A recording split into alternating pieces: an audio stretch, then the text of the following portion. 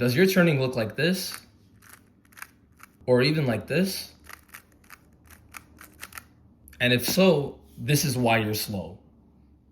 You already know, it's your boy Cuber Gains, and today in this video, I'm gonna show you how you could turn your Rubik's Cube in order to become faster. So go ahead, grab your cube, and let's get right into it. And starting off, we have our U moves. That's just like this. While doing this, you wanna make sure you're using the tip of your finger in order to push these U moves. This way, it's a much shorter stride, making it a lot faster to turn. And the reason why I'm pointing that out is because something really common I see is people having their hand all the way down over here and doing their U moves like this. And it's gonna be the same exact thing with their U2s. But for your U2s, you really wanna make sure, still using the tips of your fingers, you're going index and then middle with the tips of your fingers.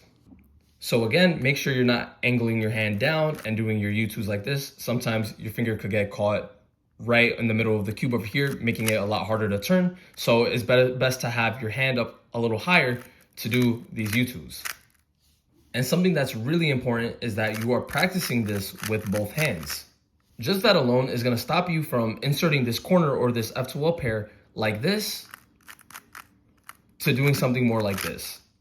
And another one for your U moves is practicing your U moves with your thumb on top and still pulling your U moves just like this.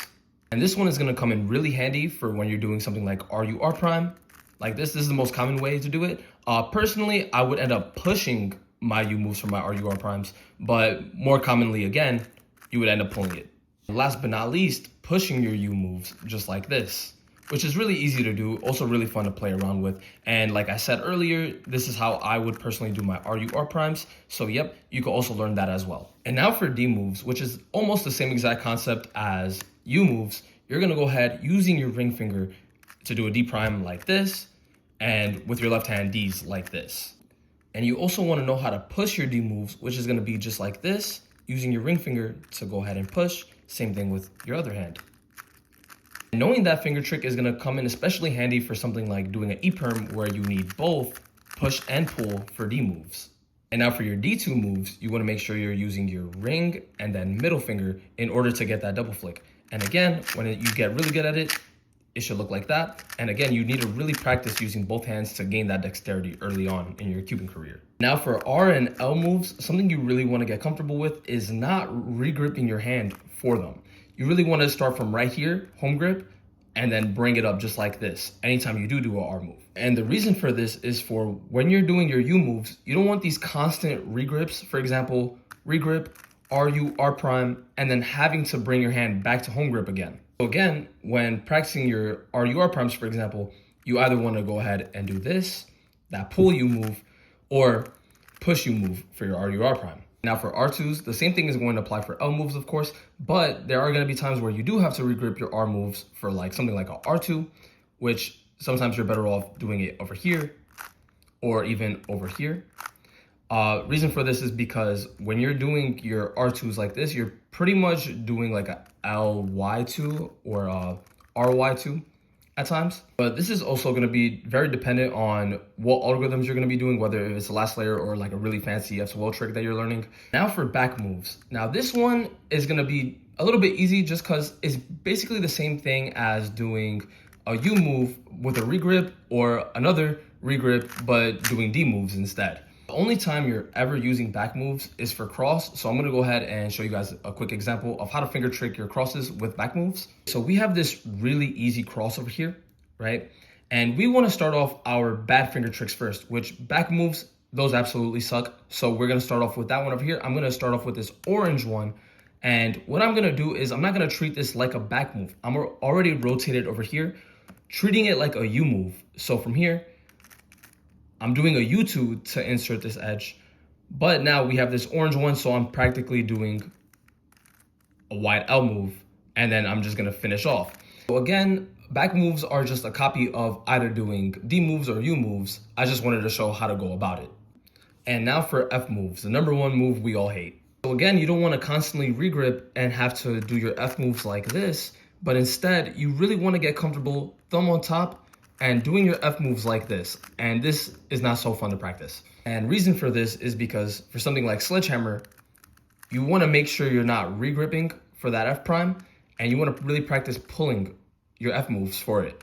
Another thing you want to know how to do for F moves is being able to just use your thumb to do this F prime. And of course, again, you want to be able to do it on both sides, because going again for our sledgehammer, another way to go ahead and do your sledgehammer is like this, where you're going to use your thumb for the F prime instead. Most people just prefer using the finger, but something I really like doing is when I'm doing a double sledge, which there are times where I do need to do that, I would like to start off like this first, and then when I do it again, I like to land with my thumb.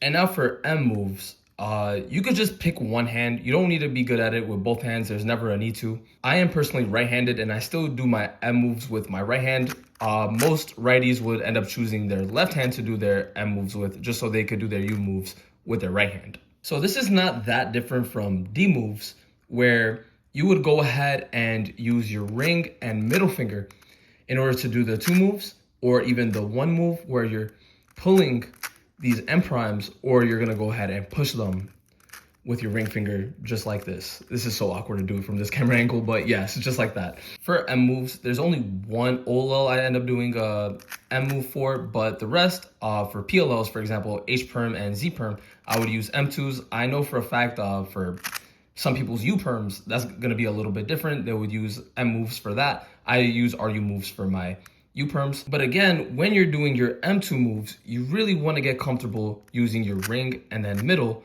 instead of doing a double flick with your ring finger, which I do see some beginners doing. So yes, get really comfortable with 1, 2, and then do whichever moves you got to do next. And now this one is a little bit more advanced, but now we're going to be going over S moves. S moves is just moving this layer over here, and what you're going to go ahead and do is just bring your index finger and pull for your S moves, just like this. But something you also want to get comfortable with is also doing it on two hands, of course, but pushing your S moves as well. This one, you really want to have a relatively strong home grip over here in order to keep the cube stable, and you just want to practice doing this the entire time, or even just pushing just like this the entire time. This is supposed to be a beginner-friendly video, but this is still really nice to know for later on in your cubing journey when you're trying to learn like a really fancy F2L algorithm, or even learning this OLL over here. Now that I've shown you how to do most of these finger tricks, here's how to practice it. So to go ahead and stop you from practicing like this, oh, I'm gonna just practice my U moves like this, or I'm gonna go ahead practice my F moves like this is pretty boring. So over here, I have a whole set of triggers that you could use in order to practice these finger tricks. Over here, to practice your U moves, I have this RU R prime over here, which you could go ahead and pick whichever one you like, whether it's the RU R prime this way, or RU push R prime like this. And when you're practicing these RU R primes, it should look like this the entire time, or like this the entire time. I'm not that good at this, but yep, you really just want to practice like that. Same thing over here, we have a RU2 R prime, really practicing not regripping for it, but practicing RU2 R prime like this. RU prime R prime, again, when you're doing all these R moves, you're practicing on not regripping like this. Last but not least, in order to practice your F moves, you could go ahead and just spam these sledgehammer and hedge over here, which it would look like this the whole entire time as you practice it, or even like this in order to practice your F moves by using a hedge.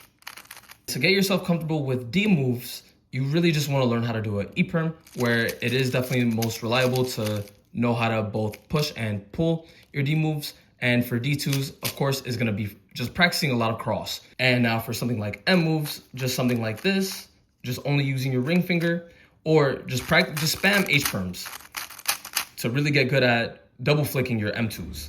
So that is all for this video. If you have any other questions about turning, go ahead, feel free to comment that down below. But if this video did help you out a lot, go ahead, hit that like and subscribe button. That would mean a lot. And let's continue making cuber gains. Peace out.